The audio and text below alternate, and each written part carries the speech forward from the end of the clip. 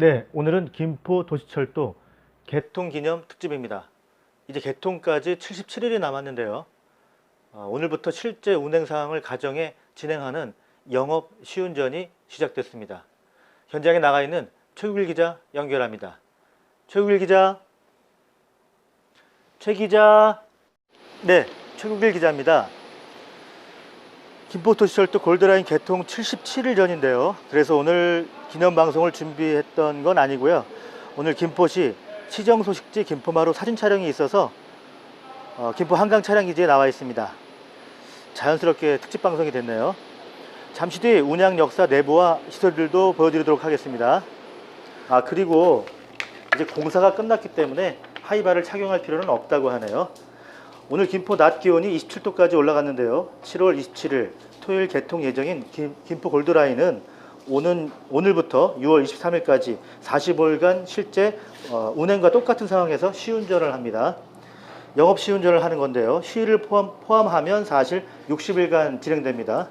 그래서 오늘이 아주 중요합니다. 저희도 좀 조용히 해야 합니다. 사실 긴장감이 흐르고 있기 때문에요. 2014년 3월 전 구간 지하로 공사를 시작한 김포 골드라인은 2017년 10월 터널과 궤도 부서를 마무리했습니다. 이후 차량 연계 동작 시험, 시설물 검증도 마쳤고요. 이제 오늘부터 영업 시운전만 남은 상태입니다. 김포 골드라인은 우여곡절도 참 많았죠. 공사 금액도 크고 공사 기간도 길었죠. 대규모 공사였습니다. 착공 5년 만에 개통을 앞두고 있는데요. 공사 금액만 무려 1조 5천억 원이 투입됐습니다. 김포 한강 차량기지와 양촌역부터 김포공항까지 10개 역으로 구성되어 있고요. 전체 노선 길이는 23.67km입니다. 2량 1편성, 그러니까 차량 2대를 붙여서 한 대처럼 운영을 하게 됩니다. 최고 속도는 80km의 표정속도, 그러니까 탑승하고 달리고 문 열고 닫고 그런 시간을 모두 포함한 실제 평균 속도는 48km입니다. 표정 속도가 9호선 급행보다도 빠르죠. 그래서 양촌역에서 김포공항역까지 끝에서 끝까지 30분이 채 걸리지 않습니다. 28분이 걸립니다. 여기서 환승의 꽃 김포공항역이 중요한데요. 김포공항에서 서울지하철 5호선, 9호선, 인천공항철도, 대곡 소사선 등 4개 지하철, 철도를 환승할 수 있습니다.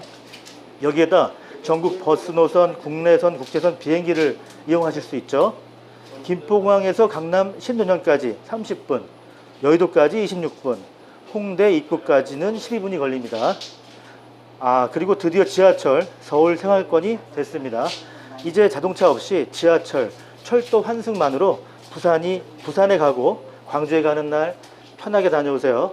중국, 러시아, 유럽에 갈 날도 얼마 남지 않았겠죠? 돌이켜보면 김포 골드라인은 우여곡절도 참 많았는데요. 역사 위치를 놓고 또 역사 이름을 지으면서 다양한 의견이 있었습니다. 또 건설을 고가로 하냐, 땅이냐, 지하냐 갈등도 좀 있었고요. 공사 당시 주민들이 안전 우려도 있었습니다. 또 공사 그 자체도 쉽지 않았는데요. 지하철 공사는 그냥 바위를 뚫고 가는 게 제일 쉬운데 김포는 물이 많고 안반이 적어서 어렵게 공사를 마쳤다고 합니다. 영업 시운전에 도입한 김포시는 안전 개통에 지금 모든 포커스를 역량을 맞추고 있습니다. 끝까지 긴장을 늦춰서는 안 되겠죠. 안전이 제일입니다. 그리고 한 가지 주의할 게 있는데요. 개통 첫 주에 사람들이 엄청 몰린다고 하네요. 그래서 개통식을 보통 출퇴근 이용객이 몰리는 평일이 아닌 주말, 토요일에 여는 거라고 하네요. 처음 지하철이 개통되면 보통 때보다 이용객이 엄청 몰린다고 합니다. 아무래도 궁금하니까 타보는 건데 당연하죠. 그렇지만 제일 중요한 게 바로 안전입니다. 개통 초반에 급한 마음으로 탑승하시면 위험합니다. 그리고 초반에 본인 출근 시간보다 더 일찍 나오시는 경향이 있다고 하네요. 처음이라 긴장되니까 당연히 일찍 나가시겠죠. 그래서 더 붐비고 몰려서 위험하답니다. 그냥 평소에 버스 출퇴근 하시던 시간에 자연스럽게 나오시면 됩니다. 최근에 개통한 인천 2호선이나 우이 신설선도 개통 초반에 다 그랬다고 하네요. 여하튼 안전이 제일 중요합니다.